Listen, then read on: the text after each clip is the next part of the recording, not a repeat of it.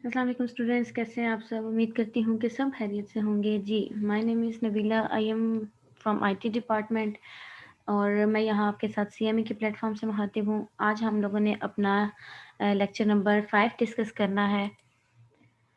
Let's start our today session. Network software and network administrator का आज आपका chapter number 5 है। ठीक है, configuring local services and managing basic system issues. आज हम लोगों ने लोकल सर्विसेज की कॉन्फ़िगरेशन और किस तरह से हम लोग सिस्टम्स के जो इशू हैं उनको मैनेज कर सकते हैं वो रीड करेंगे। जी, सबसे पहले आपके पास network services. There are many network services. Here we concentrate on servers that provide essential services for local clients. ठीक है, हमारे पास बहुत से नेटवर्क की सर्विसेज हैं, लेकिन यहाँ पर हम कुछ को डिस्कस करेंगे जो कि लोकल क्लाइंट्स को जो है वो सर्विसेज प्रोवाइड करता है। यहाँ पर पहला आपके पास आ जाता है डायनामिक होस्ट कॉन्फ़िगरेशन प्रोटोकॉल, जिसे हम लोग DHCP भी कहते हैं। ठीक है, DHCP की एब्रीविएशन क्या है? Dynamic host configuration protocol. Second हमारे पास आ जाता है DHCPD configuration, dynamic host configuration protocol. ठीक है, और डी का जो मतलब है वो मैं आपके साथ अभी डिस्कस करती हूँ। इसको हम लोग डिमाइल भी कहते हैं। ठीक है, और ये भी रिलेटेड है डायनामिक होस्ट कॉन्फ़िगरेशन प्रोटोकॉल से ही। थर्ड पे आपके पास आ जाता है trivial file transfer protocol, TFTP। ये भी एक ट्रांसफर प्रोटोकॉल है जिसका नाम है ट्रिवियल। 4 पे आपके पास आ जाता है नेटवर्क फाइल सिस्टम, जिसे हम NFS कहते हैं।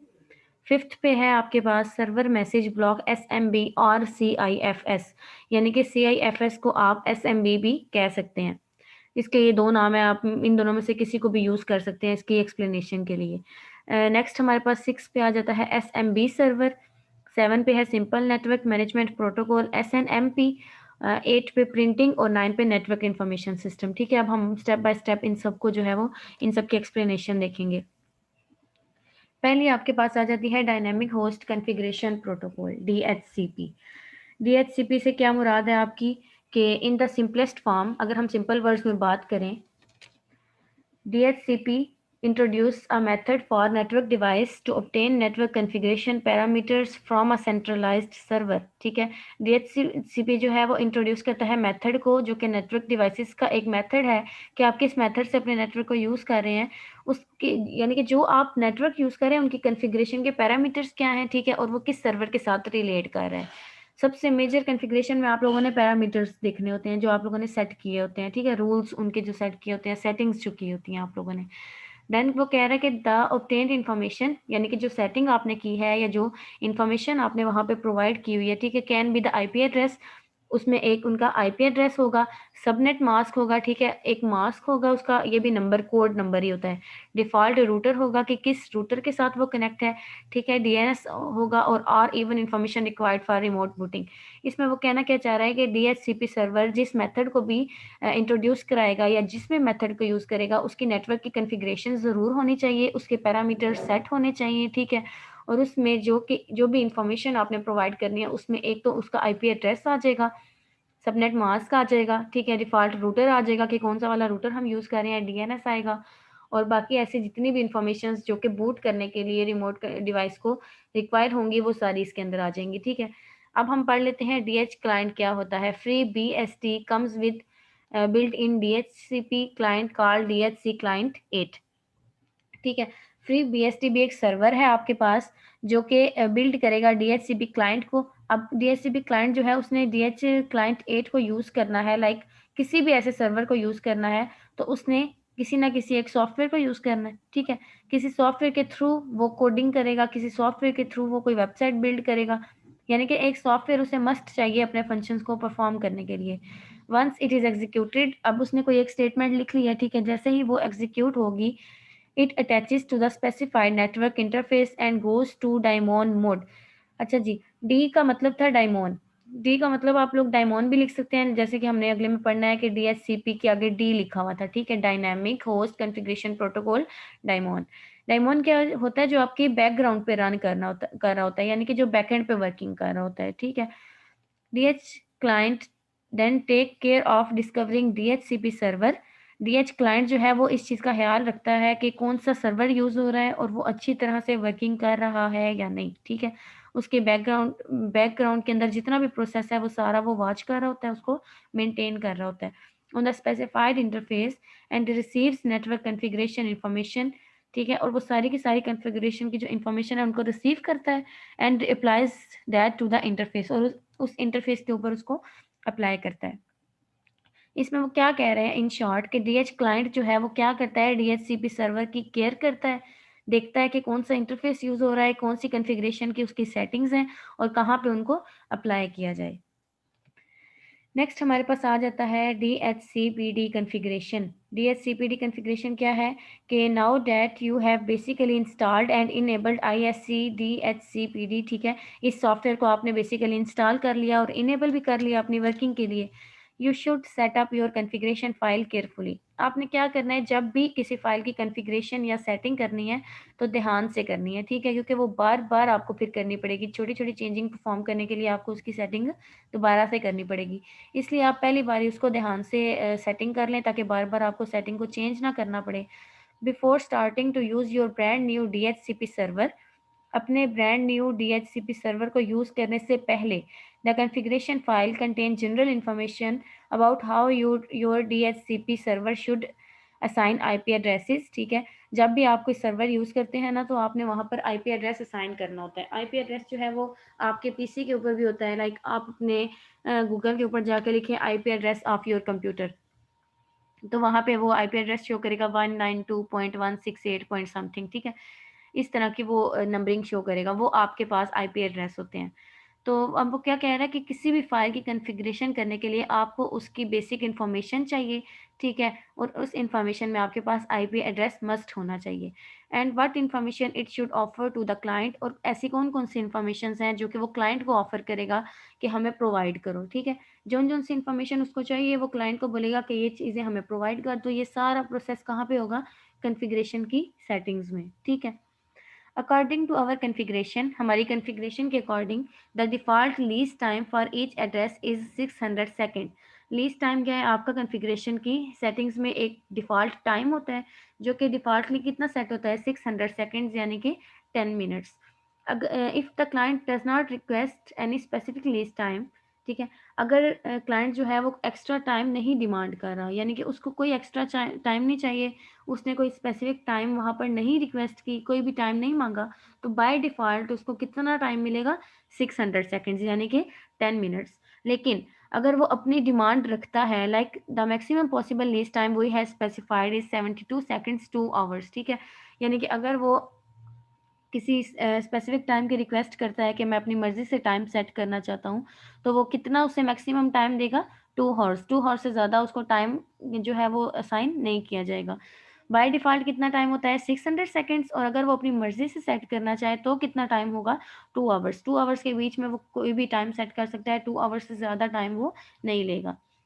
You may want to modify these parameters according to your network configuration and resources, यानी कि अपने रिसोर्स और अपनी नेटवर्क की कॉन्फ़िगरेशन, जो आप नेटवर्क यूज़ कर रहे हैं उसकी आपने जो सी सेटिंग्स करनी है, उसकी जो कॉन्फ़िगरेशन करनी है, उसमें पैरामीटर्स आप अपनी मर्ज़ी से मॉडिफ़ाई कर सकते हैं, ठीक है, टाइम के अकॉर्डिंग। यानी कि अगर आपने पैरामीटर सेट करने हैं तो आपको अगर टाइम ज़्यादा चाहिए तो आप 10 मिनट से लेके 2 आवर्स तक कोई भी टाइम उसमें सेट कर सकते हैं, ठीक है। To keep track of assigned IP addresses, जब आप IP एड्रेस को असाइन करते हैं, DHCP server maintains a list file at variable, VAR का मतलब होता है वेरिएबल, ठीक है। DB का मतलब है डेटाबेस, DHCPD का मतलब है आपके पास जो अभी एब्रीविएशन आपने DHCP की पढ़ी है, ठीक है, उसी के साथ D लगा दिया, यानी कि अ, उसकी लीज़ टाइम को वो डिनोट कर रहा है, ठीक है। डी का मतलब डी डॉट लीसेस, यानी कि जो टाइम उसने सेट किया है 10 मिनट्स टू 2 आवर्स, ठीक है। 10 मिनट्स से लेके 2 आवर्स तक जो टाइम है उसको वो यहाँ पर DHCPD डॉट लीसेस के साथ डिनोट कर रहा है। There is where DHCP server writes down the IP addresses assign to each client. यहाँ पर DHCP सर्वर जो है वो अपना IP एड्रेस असाइन करेगा, IP एड्रेस को राइट करेगा जो उसके क्लाइंट ने उसे असाइन किया है, ठीक है। यानी कि क्लाइंट ने जो सा सर्वर यूज़ किया है उसका जो भी IP एड्रेस होगा वो यहाँ पर राइट कर दिया जाएगा। And whether the leases are active और इनएक्टिव, बेशक टाइम जो है वो एक्टिव है या इनएक्टिव है, IP एड्रेस जो है वो साइन हो जाता है आप लोगों का। ये थी आपकी DHCPD की कॉन्फ़िगरेशन। इसमें आपने टाइम के बारे में पढ़ा और उसके बाद आपने सर्वर्स के बारे में पढ़ा, आईपी एड्रेसेस के बारे में पढ़ा, ठीक है। तो ये सारी चीज़ें जो हैं ज़रूरी होती हैं जब भी आप किसी सिस्टम की कॉन्फ़िगरेशन करते हैं। The file also contain additional information about each client. आपकी जो भी फाइल है जिस पे आप वर्क कर रहे हैं वो आपके क्लाइंट के लिए एडिशनल इन्फॉर्मेशन भी कंटेन करती है। लाइक अगर आपका एक क्लाइंट है वो आपसे कोई कह रहा है कि मेरे मेरी थोड़ी सी एक्स्ट्रा इन्फॉर्मेशन इसके अंदर डालो, कोई चेंजिंग करना चाहता है, सच एज मैक यानी मीडिया एक्सेस कंट्रोल एड्रेस, ठीक है। आईपी एड्रेस तो बाय डिफ़ॉल्ट हो जाएगा सेट, लेकिन अगर वो कहता है कि मैं खुद भी थोड़ी-सी इन्फॉर्मेशन इसके अंदर डालना चाहता हूँ लाइक मीडिया एक्सेस कंट्रोल, ठीक है, मैं इसका एड्रेस डालना चाहता हूँ, आईपी एड्रेस चेंज करना चाहता हूँ या कुछ भी वो ऐसी डिमांड करता है ना, तो वो आपकी एडिशनल इन्फॉर्मेशन उसमें स्टोर हो जाती है आपकी फ़ाइल के अंदर। This addresses is used to identify unique host. वो एड्रेस जो है वो एक यूनिक होस्ट को आइडेंटिफाई करेगा या एक एड्रेस सिर्फ़ एक ही होस्ट को आइडेंटिफाई करता है, ठीक है। आपकी जो भी फ़ाइल है ना, उसका हर फ़ाइल का एड्रेस जो है वो डिफरेंट होगा और वो एक यूनिक होस्ट को रिप्रेज़ेंट करेगा, आइडेंटिफ़ाई करेगा। As well as start and end times for leases, यानी कि स्टार्टिंग टाइम और एंड टाइम। अगर 10 मिनट है तो ज़ाहिर है 1 मिनट से वो स्टार्ट हुआ है और 10 मिनट पे उसकी एंडिंग हो गई है। ये सारा उसके लीसेस के अंदर टाइम मैनेजमेंट के अंदर वो डिस्कस करेगा कि हमें कितना टाइम चाहिए। And also the binding state field, और उसकी जो बाइंडिंग स्टेट यानी कि जो वो फ़ाइल यूज़ कर रहा है उसकी जो भी स्टेट है, यानी कि किस टाइप की वो फ़ाइल है, ठीक है, और उसकी क्या सेटिंग्स हैं, उन सबको वो इसमें स्टोर करेगा। और ये सारी चीज़ें आपको एक यूनिक होस्ट के अकॉर्डिंग नज़र आ रही होंगी। जितनी भी उसकी सेटिंग है, जितना भी उसका एड्रेस है, वो सारा का सारा क्या रिप्रेज़ेंट करेगा, उस एक यूनिक होस्ट को। वो किसी की दूसरे के साथ मैच नहीं कर सकती। मेन कांसेप्ट इसमें यही है कि हर होस्ट के लिए जितनी भी सेटिंग्स हैं वो चेंज होंगी, यूनिक होंगी। This will be useful for a system administrator. System administrator कौन है? जो कि सिस्टम को यूज़ कर रहा है, उसे एडमिनिस्ट्रेट कर रहा है, ठीक है। उसके लिए ये बहुत ज़्यादा यूज़फुल होती हैं to see which system are online and have active leases by looking at binding state field and which host are not online, ठीक है। जो सिस्टम एडमिनिस्ट्रेटर है उसका क्या काम है, वो ये देखेगा कि कौन से सिस्टम एक्टिव हैं और कौन से सिस्टम नहीं एक्टिव, ठीक है। नॉट ऑनलाइन का मतलब है नॉट एक्टिव, कौन से होस्ट जो है वो वर्किंग कर रहे हैं और कौन से होस्ट होस्ट जो है वो ऑफलाइन बैठे हुए हैं। You can also modify this file to remove inactive leases, ठीक है। आप उस फाइल को मॉडिफाई भी कर सकते हैं, चेंज भी कर सकते हैं इनएक्टिव लीसेस को रिमूव करके, यानी कि वो लोग जो वर्किंग नहीं कर रहे, जो टाइमिंग सेट नहीं कर रहे, ठीक है। ज़ाहिर है उन्होंने वर्किंग ही नहीं करनी तो वो टाइमिंग क्या सेट करेंगे वहाँ पे। तो उनको आप अगर रिमूव कर देना तो फाइल में थोड़ी-सी मॉडिफिकेशन आ जाती है, चेंजिंग आ जाती है। और easily assign a specific IP address to each client, या फिर हर क्लाइंट को आप एक specific unique IP address assign कर दें। Removing this file will lead the DHCP server to lose track of its assignment history and all the leases will be reset. इसमें क्या होगा कि जिस वक़्त आप जो क्लाइंट्स वर्किंग नहीं कर रहे, ठीक है, जो ऑनलाइन नहीं है या जो लीसेस को यूज़ नहीं कर रहे, उनको रिमूव कर देंगे फ़ाइल से। जब आप उनके डाटा को रिमूव करेंगे ना डीएचसीपी फाइल्स, तो हिस्ट्री के अंदर थोड़ी बहुत चेंजिंग आ जाएगी और उसके बाद जो टाइम मैनेजमेंट है वो दोबारा से रीसेट हो जाएगा। यानी कि आप जैसे ही उसमें कोई सेटिंग प्रोवाइड करेंगे, उसको कोई भी सेटिंग देंगे या वहाँ पर थोड़ी बहुत भी चेंजिंग प्रोवाइड करते हैं ना, तो उसके बाद टाइम जो है वो आपका अगेन रीसेट हो जाएगा। फिर दोबारा से न्यू वर्किंग स्टार्ट करनी पड़ेगी आपको, उन मेंबर्स को छोड़ के जो कि इनएक्टिव थे, सिर्फ एक्टिव मेंबर्स के साथ ही आप अपनी वर्किंग को कंटिन्यू करेंगे। उसके बाद हमारे पास है ट्रिवियल फाइल ट्रांसफ़र प्रोटोकॉल, जिसे हम टीएफटीपी भी कहते हैं, ठीक है। TFTP is a simple and high weight file transfer protocol. ये भी एक फाइल ट्रांसफ़र प्रोटोकॉल है, सिंपल भी है और लाइट वेट भी है, ठीक है। Somewhat similar to a slimmed down version of the FTP. FTP क्या था हमारे पास? File transfer protocol. ये इसका अप वर्जन है, trivial file transfer protocol, without any complexity. इसमें थोड़ी बहुत कम्प्लेक्सिटी थी, ठीक है, लेकिन अब जो ये टीएफटीपी आया है ना, इसमें कम्प्लेक्सिटी नहीं है, यानी कि एरर्स नहीं है, ये ज़्यादा मुश्किल नहीं है, आप लोगों के लिए ईजी टू यूज़ है, लाइट वेट भी है, ठीक है। TFTP does not need login, does not support changing directories और does it show the list of files and directories on the server. TFTP को क्या नहीं चाहिए? एक तो आपका लॉगिन नहीं चाहिए उसे, ठीक है।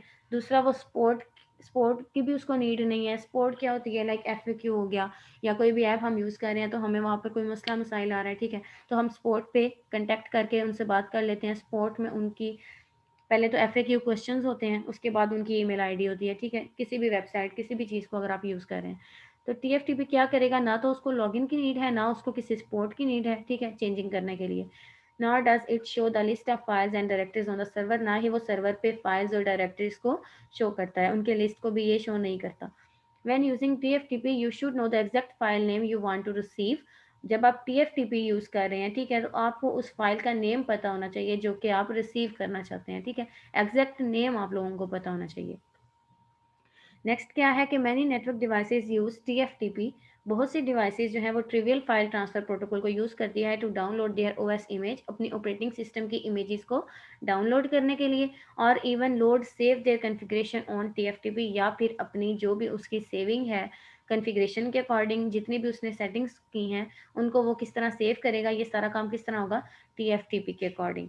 Running TFTP server requires the intent server to be run. TFT को एक सर्वर चाहिए जो कि रन करे। You should first enable TFTP by removing comment from TFTP related line in etc.intent.configuration, ठीक है। ये जब आप प्रैक्टिकल वर्क में जाते हैं ना तो आप लोगों को ये चीज़ प्रोवाइड की जाती है। उसमें अब आपके पास क्या आ जाएगा, etc.intent.configure, ठीक है। जब आप इसके ऊपर क्लिक करेंगे या इस चीज़ को राइट करेंगे तो आप लोगों की TFT में जितने भी कमेंट्स होंगे वो रिमूव हो जाएंगे और ये आपके पास यूजेबल हो जाएगा। The last parameter on the above line run TFTPD8 by Swisslog logging enabled, hence -i parameter, ठीक है। And also set the root directory to TFTP boot, यानी कि बूट से क्या होता है, आपकी जो डायरेक्टरी है वो सेट हो जाती है। अगर उसमें आपने कोई चेंजिंग परफॉर्म करनी है तो चेंजिंग परफॉर्म करने के बाद अगर कोई हैंग हो रहा है सिस्टम आपका या कोई भी ऐसी प्रॉब्लम आ रही है तो आप उसको बूट कर सकते हैं, ठीक है। उससे ये होगा कि जो भी वायरस है वो रिमूव हो जाता है और आपकी वर्किंग जो है वो कंटिन्यू हो जाती है। You may change this to your desired directory, आप उसको अपने डिज़ायर्ड डायरेक्टरी में भी चेंज कर सकते हैं, ठीक है। जैसे किसी भी चीज़ को आप रीनेम करते हैं, किसी का नाम आपको पसंद नहीं, आप उसको रीनेम कर देते हैं, ठीक है। इस तरह आप अपनी चॉइस से उसको सेट कर सकते हैं। Please note that TFTP boot does not exist on a clean free BSD। BSD आपके पास क्या है, बार्कले सॉफ्टवेयर डिस्ट्रीब्यूशन है, ठीक है, जिसके अंदर सॉफ्टवेयर, बहुत ज़्यादा सॉफ्टवेयर इंक्लूड होते हैं इसमें। आप अगर TFTP बूट क्या करेगा, स्पीड को तो इन्हेंस करेगा लेकिन डाटा को आपके रिमूव नहीं करेगा, ठीक है। Installation and hence should be created, और उसमें जिस वक्त आप लोगों को किसी भी फ्री BSD की ज़रूरत पड़ती है, ठीक है, तो वो वहाँ पर इंस्टॉल कर सकते हैं आप और उसको क्रिएट कर सकते हैं। यानी कि कोई भी एरर आ जाए आप उसे बूट कर लें, बूट करने के बाद आप फ्री BSD इंस्टॉल कर लें उसमें, और जो भी आपको क्रिएशन करनी है वहाँ पर आप उसको क्रिएट कर सकते हैं। After configuring the TFTPD parameters, you should start restart the intent process. अगर आप लोग पैरामीटर्स के अंदर कोई चेंजिंग परफॉर्म करते हैं तो फिर डेफिनेटली आपको अपने सिस्टम को रीस्टार्ट करना पड़ेगा, ठीक है। You can test functionality of your TFTP serving using a TFTP client across the network, ठीक है। आप अपने TFTP सर्वर के ऊपर जितनी भी फंक्शनैलिटी परफॉर्म करेंगे वो आपके अकॉर्डिंग टू क्लाइंट की नीड होनी चाहिए, जिस तरह क्लाइंट को चाहिए उस तरह की आपने उसमें फंक्शनैलिटी जो है वो परफॉर्म करनी है। नेक्स्ट हमारे पास आ जाता है नेटवर्क फाइल सिस्टम, NFS। क्या है network file system? Network file system is the original nix file sharing protocol, ठीक है। Using NFS you can share the file system resources as well as printers across the network. यानी कि NFS को use करके आप अपनी file को share कर सकते हैं, अपने प्रिंटर्स को शेयर कर सकते हैं किसी भी नेटवर्क के अकॉर्डिंग, ठीक है। जितनी मर्जी लंबी रेंज हो आप इन दोनों चीज़ों को एक दूसरे के साथ शेयर कर सकते हैं। Hence, other hosts on the network can access the remote storage just like their local storage, ठीक है। आप लोग रिमोट का मैंने आप लोगों को ऑलरेडी बताया था कि किसी के डिवाइस को अपनी डिवाइस से कनेक्ट करना या यूज़ करना, ठीक है।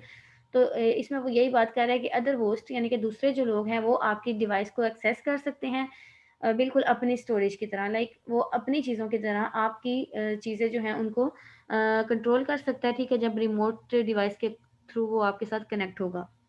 NFS was developed in 1970 by Sun Microsystem and has evolved hugely since then. Nowadays, NFS is an integrated part of every NIX tool operating system. यहाँ पर आपने NIX का पढ़ा है, वो फाइल्स की टूल्स होती हैं, ठीक है, जो टूल्स आप लोग यूज़ करते हैं। अब वो ये कहना चाह रहा है कि ये इंट्रोड्यूस हुआ था 1970 में और ये एक ह्यूज सिस्टम है जिसको आप NFS कहते हैं आज के दौर में, ठीक है। और NFS जो है वो इंटीग्रेटेड पार्ट है, यानी कि बहुत सी टूल्स जो है ऑपरेटिंग सिस्टम की वो उसके अंदर इंक्लूड होती हैं। NFS is a client server protocol. Client server protocol है ये, क्योंकि क्लाइंट अगर सर्वर को कुछ शेयर करना चाहता है तो भी कर सकता है, अगर सर्वर क्लाइंट को कुछ शेयर करना चाहता है तो भी वो नेटवर्क फाइल सिस्टम के थ्रू शेयर कर सकते हैं, which means the server shares its storage resources and other clients can access the shared resources on the server. हम क्या कह रहे हैं कि अगर सर्वर ने कोई चीज़ अपने स्टोरेज रिसोर्सेज से शेयर कर दी है, ठीक है, तो वो क्लाइंट उसको एक्सेस कर सकते हैं उस सर्वर्स को यूज़ करके। The clients and servers should be configure separately using free BST in build in NFS utilities. इसका क्या मतलब है कि क्लाइंट और सर्वर कॉन्फ़िगरेशन को सेपरेटली यूज़ कर सकते हैं, ठीक है, फ्री बीएसटी को यूज़ करके। फ्री बीएसटी एक सॉफ्टवेयर है जो कि बिल्ड इन होता है, ठीक है। जैसे ही आप एनएफएस यूटिलिटीज़ को यूज़ करते हैं ना, तो आपका फ्री बीएसटी उसके अंदर ऑलरेडी इंस्टॉल होता है, आप इसको यूज़ करके अपनी वर्किंग को सेपरेट कर सकते हैं। अब हम बात कर लेते हैं सर्वर की कि सर्वर क्या है। NFS server has three main daemons that should be running in order to serve storage resources across the network. NFS server क्या है, उसके पास तीन डायमोन्स होते हैं, ठीक है, जो कि रन कर रहे होते हैं किसी भी स्टोरेज सर्व के ऊपर अक्रॉस द नेटवर्क। पूरे नेटवर्क में तीन डायमोन्स जो हैं वो रन कर रहे होते हैं। द NFST 8 डायमोन सर्विसेज ये क्या करती हैं, NFS request from client machine. Network file system client को रिक्वेस्ट करता है कि वो एक्सेस करे या एक्सेप्ट करे उसकी रिक्वेस्ट, ताकि वो उसके सर्वर को एक्सेस कर सके। The RPC bind 8 time on maps remote procedure, ठीक है, ये मैप के अकॉर्डिंग इसकी वर्किंग होती है। RPC program numbers to universal addresses and lets NFS clients know which port the NFS server is using to serve request, ठीक है। Map के अकॉर्डिंग वो देखता है कि किस लोकेशन के ऊपर वो एड्रेस को सेंड कर रहा है, रिक्वेस्ट को सेंड कर रहा है। अगर सर्वर रिक्वेस्ट को सेंड करता है तो क्लाइंट का काम बनता है उसके रिक्वेस्ट को एक्सेप्ट करना। The mount D8 time on process incoming mount request, ठीक है, माउंट रिक्वेस्ट होती हैं आप लोगों की जितनी भी अपकमिंग रिक्वेस्ट होती हैं, ठीक है, जितना भी आपका इंपॉर्टेंट डाटा है, अगर आप उसको प्रोसेस करना चाहते हैं तो उसके लिए आपको एक बार रिक्वेस्ट सेंड करनी पड़ेगी। जैसे ही आपकी रिक्वेस्ट एक्सेप्ट होगी वो डाटा आप माउंट कर सकते हैं, एक जगह से दूसरी जगह ट्रांसफ़र कर सकते हैं। Enabling the NFS server is so simple, यानी कि नेटवर्क फाइल सिस्टम को इनेबल करना बहुत सिंपल है। एज एडिंग अप्रोप्रिएट वेरिएबल, कौन कौन से वेरिएबल्स को आप ऐड कर सकते हैं, etc rc.config and starting the daemons और रीस्टार्टिंग द सर्वर, यानी कि सर्वर को रीस्टार्ट करके आप उसको ऐड कर सकते हैं। RPC बाइंड इनेबल येस, अगर आपने उसे इनेबल करना है तो आप येस कर दें, और फिर NFS सर्वर इनेबल यानी कि सर्वर को भी आप एक्टिव कर देंगे, ठीक है। ये दोनों चीज़ें आपके पास एक्टिव होनी चाहिए, उसके बाद ही आप डाटा एक जगह से दूसरी जगह ट्रांसफ़र कर सकते हैं। Running NFS server is the easiest part. Now all you need to do is to specify which resources should be shared as well as access policies for each export. यानी कि आप इस चीज़ को स्पेसिफाई कर सकते हैं कि कौन सा सोर्स किस सोर्स के साथ शेयर किया जाए, ठीक है। हर चीज़ शेयर नहीं की जा सकती, तो जो चीज़ें आपको जिन चीज़ की आपको नीड है कि आपने एक्सपोर्ट करना है, एक जगह से दूसरी जगह पे बेचना है, उस चीज़ को आप शेयर कर सकते हैं। This is done using the ETC export file, ठीक है। अब ज़ाहिर है आपने एक्सपोर्ट करनी है तो आप एक्सपोर्ट को यूज़ करेंगे। The ETC export file contain information about every resource you want to share, यानी कि उस एक्सपोर्ट फाइल के अंदर सारी वही चीज़ें होंगी जो कि आप शेयर करना चाहते हैं, ठीक है। As well as some export options and the host you want to permit to have access to each resource. आप लोग पहले होस्ट के पास जाएंगे, ठीक है, होस्ट जो है वो परमिशन देगा कि ठीक है आप इन चीज़ों को रिसोर्स के थ्रू सेंड कर सकते हैं, ट्रांसफ़र कर सकते हैं, एक्सपोर्ट कर सकते हैं, उसके बाद ही चीज़ें यहाँ से वहाँ ट्रांसफ़र होती हैं। क्लाइंट क्या करेगा, free BST can mount NFS shares using mount 8 और mount NFS 8 utility. All you need to do is to prepare the host to be able to mount NFS shares by enabling NFS client module। तो उसको आप enable कर दें, yes. इसमें वही बात कर रहा है कि क्लाइंट को अगर कोई चीज़ चाहिए तो सबसे पहले जो सर्वर है वो अपना डाटा इकट्ठा करेगा, ठीक है, और उसके बाद क्लाइंट को रिक्वेस्ट सेंड करेगा कि अब हमने आपको अपना डाटा सेंड करना है, तो आप माउंट यानी कि हमें परमिशन दे दें, ठीक है। उसके बाद वो उसको इनेबल कर देगा, येस। अगर यहाँ पर नो होगा तो डाटा ट्रांसफ़र नहीं होगा, अगर यहाँ पर येस होगा तो होस्ट जो है वो क्लाइंट को डाटा ट्रांसफ़र कर देगा। Adding the above variable like this to the etcrc.config file ensures that the current operating environment is prepared to mount NFS shares, ठीक है। अगर वो इनेबल कर देता है, ये वाली फॉर्म अगर आपके पास आ जाती है ना, यस वाली, तो आप लोगों ने क्या करना है कि वो जो करंट ऑपरेटिंग इन्वायरमेंट है वो प्रिपेयर हो जाएगा डाटा को शेयर करने के लिए, ठीक है। फिर वहाँ पर डाटा जो है वो आपका इजीली शेयर हो सकता है। You also need to run the NFS client RC script manually for the first time, और फर्स्ट टाइम आपको मैनुअली भी उसको रन करना पड़ जाएगा, ठीक है। हो सकता है डायरेक्ट भी वो आपका सेंड हो जाए, या मैनुअली कोई उसमें थोड़ी बहुत सेटिंग की नीड हो तो वो आप उस फर्स्ट टाइम उसको सेट कर देते हैं। लाइक पहली बार आप जब भी कहीं पे कुछ भी करते हैं ना, तो आपको सेटिंग को चेंज करना पड़ता है। लाइक उसको बहुत ज़्यादा डीपली आपको हर चीज़ उसमें इंटर करनी पड़ती है। लेकिन अगर आपने एक बार सेटिंग कर दिया, नेक्स्ट टाइम आप सिर्फ उस ऑलरेडी सेटिंग हुई होती है ना, आप लोग उस पर क्लिक करेंगे तो वो आपको सेटिंग नहीं करनी पड़ेगी, बाय डिफ़ॉल्ट वो सब कुछ आपके सामने आ जाएगा, ठीक है। तो जब भी आप किसी चीज़ को फर्स्ट टाइम यूज़ करते हैं, आपको उसकी प्रॉपर सेटिंग करनी पड़ती है। Hash etc_rc.d NFS client start, ठीक है। अब क्या होगा, you can now mount the NFS shares using the mount utility, ठीक है। माउंट की यूटिलिटी को यूज करके आप लोग अपने डाटा को शेयर करेंगे। ज़ाहिर उसने येस कर दिया, इनेबल कर दिया, तो अब आपकी शेयरिंग हो रही है, ठीक है। The following example shows how to mount one of the export we have done recently, यानी कि ये आपको बताएगा कि किस तरह से आपने अपने रिसेंटली डाटा शेयर किया है। माउंट के आगे ये जो लिखा हुआ है ना 192.168.05, ये आपके पास आईपी एड्रेस है, ठीक है। इस तरह का आईपी एड्रेस होता है आपके पास। फिर USR ports dist files mount, यानी कि इस आईपी एड्रेस पे आप इस यूजर ने इन पोर्ट्स को यूज करके फाइल्स को माउंट कर दिया, यानी शेयर कर दिया। This will mount export USR ports dist files from host. इस फ्रॉम होस्ट यानी कि ये होस्ट का आईपी एड्रेस है, ठीक है। और ये वो पॉइंट है जहां पर उसने फाइल्स को ट्रांसफर करना है। ये सारा प्रोसीजर था आपका कि किस तरह से आप नेटवर्क फाइल सिस्टम को यूज करके ट्रांसफर कर सकते हैं files. Server message block SMB और CIFS, ठीक है। सर्वर मैसेज ब्लॉक को आपने किस तरह यूज करना है, इन अ हेट्रोजीनियस नेटवर्क, एक बहुत बड़े वाले नेटवर्क में जिसमें थोड़ा बहुत आपको प्रॉब्लम्स भी क्रिएट हो जाती हैं। जाहिर है अगर आपका नेटवर्क छोटा है तो आपको कम प्रॉब्लम्स फेस करनी पड़ती हैं। अगर आपका नेटवर्क ज़्यादा बड़ा है तो फिर आपको कुछ ना कुछ प्रॉब्लम्स भी फेस करनी पड़ती हैं, और उनको मेंटेन करना पड़ता है सेटिंग्स के अकॉर्डिंग, ठीक है। डे बाय डे उसमें चेंजिंग परफॉर्म करनी पड़ती है। You may have different operating systems running, बहुत से ऑपरेटिंग सिस्टम जो है एक बड़े नेटवर्क पे रन कर रहे होते हैं, such as Microsoft Windows which do not support NFS file sharing natively, ठीक है। विंडोज जो है वो NFS फाइल की शेयरिंग को सपोर्ट नहीं करता, इसलिए ये सारी चीज़ें जो है ज़्यादातर लिनक्स के ऊपर वर्क करती हैं। The SMB protocol or Windows file sharing protocol or Microsoft file sharing protocol that are mainly used on Windows operating system, ठीक है। Windows operating system पे कौन कौन से protocols यूज होते हैं mostly, window file sharing protocol, Microsoft file sharing protocol, ठीक है। ये दो ऐसी चीज़ें हैं जो कि विंडो ऑपरेटिंग सिस्टम पे ज़्यादा इफेक्टिवली आप यूज़ कर सकते हैं। Your free BSD host can act as SMB client and server to make the integration into heterogeneous network easier। यानी कि अगर एक बहुत बड़ा नेटवर्क है, ठीक है, तो उस पर जो होस्ट है वो SMB क्लाइंट, यानी कि एक SMB क्लाइंट है, सर्वर मैसेज ब्लॉक, ठीक है। वो एक क्लाइंट है और एक आपके पास होस्ट है। तो वो किस तरह से अपनी वर्किंग को ईजी करेंगे, हेट्रोजीनियस नेटवर्क को यूज़ करके। यानी कि फ्री BSD जैसे ही इंस्टॉल होगा आपके बाय डिफ़ॉल्ट सर्वर में, तो आपकी वर्किंग जो है, आपका जो एक जगह से फाइल सर्वर से होस्ट से क्लाइंट को सेंड करना, ठीक है, वो थोड़ा सा इजी हो जाएगा एक बड़े नेटवर्क के अंदर।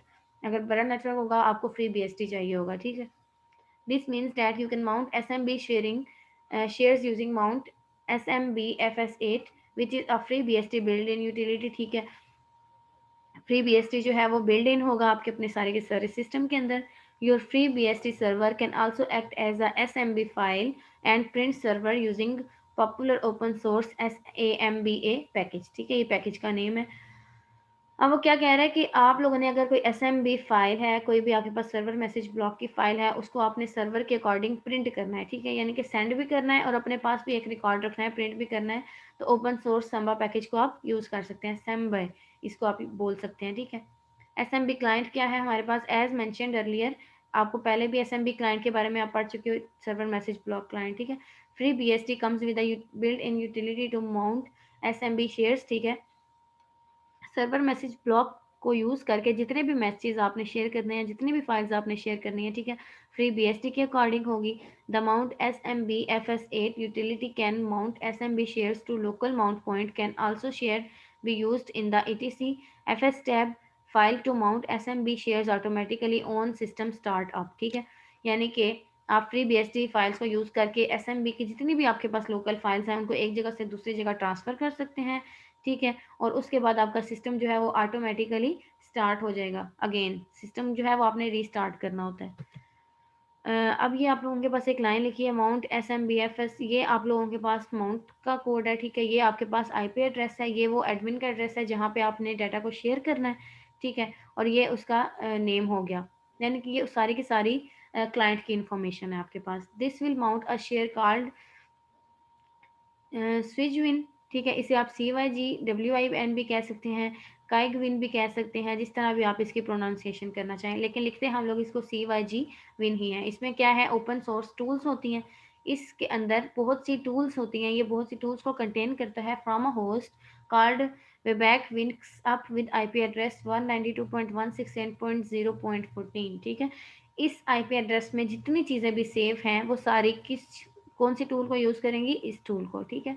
The share is mounted with the permission of the user admin and the password is asked for during the mount process. Mount process के दौरान वो आपसे पासवर्ड की डिमांड करेगा, ठीक है। ये इंश्योर करने के लिए कि उसको एक्सेस आप खुद ही कर रहे हैं या कोई और कर रहा है। इसमें वही सिक्योरिटी फीचर्स आ जाते हैं, ठीक है, कि आपका डाटा है कोई और तो नहीं यूज़ कर रहा, तो वो आपको पासवर्ड को आप मतलब कि जब सेट करेंगे तो उसको पता चल जाएगा कि आप उसके एडमिन हैं या नहीं, ठीक है। Note that the -i parameter takes the actual IP address, ठीक है। ये क्या करता है, IP एड्रेस कंटेन करता है of the SMB server. In this case you should also specify the name of the SMB server, ठीक है। फॉर एग्जांपल मिबाक विंक्सएप, यानी कि कोई भी एक नाम आप अगर किसी सर्वर को दे देते हैं तो आपने मस्ट उसको स्पेसिफाई करना है, ठीक है।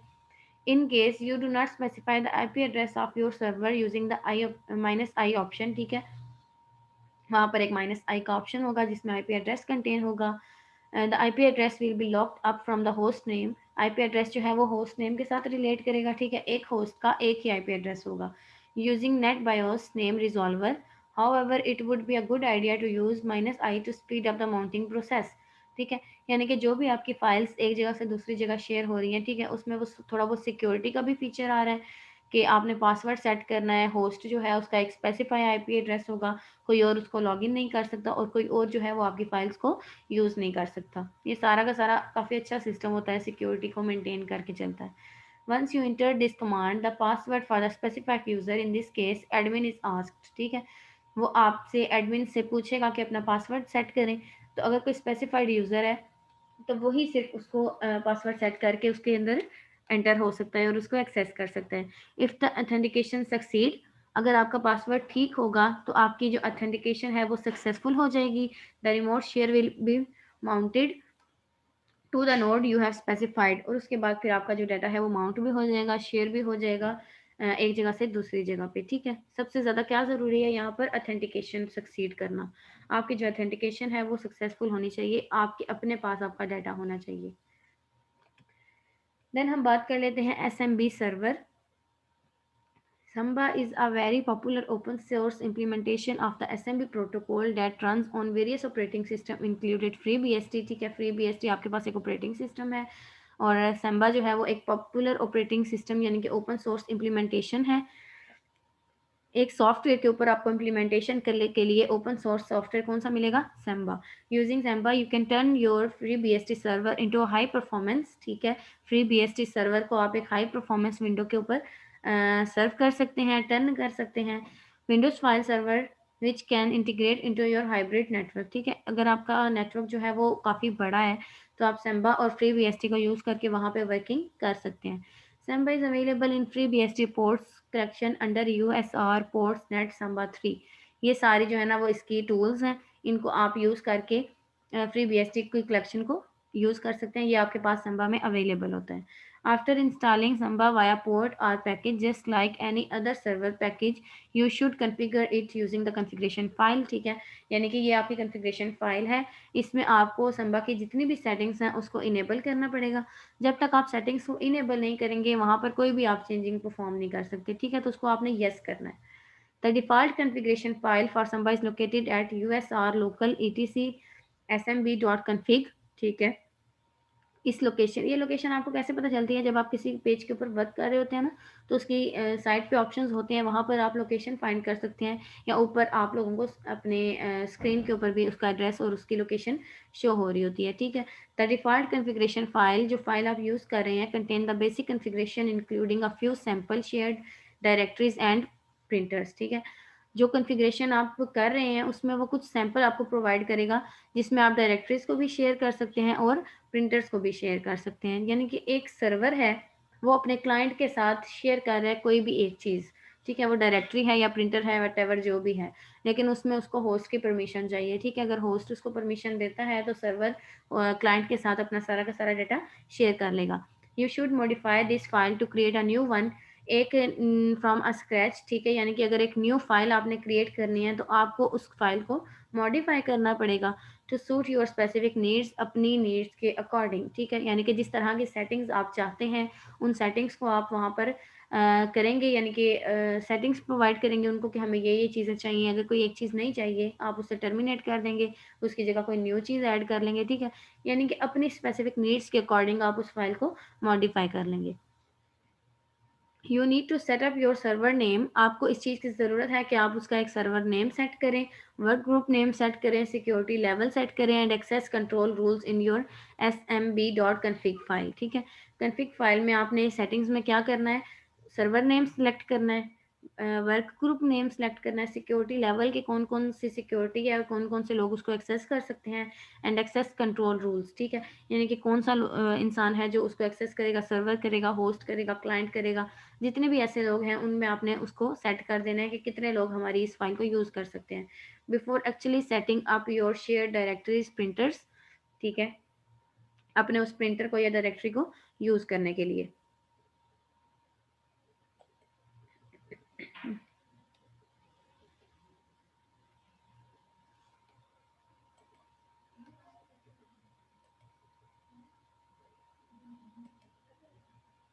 ये भी हो गया आपका, एक मिनट।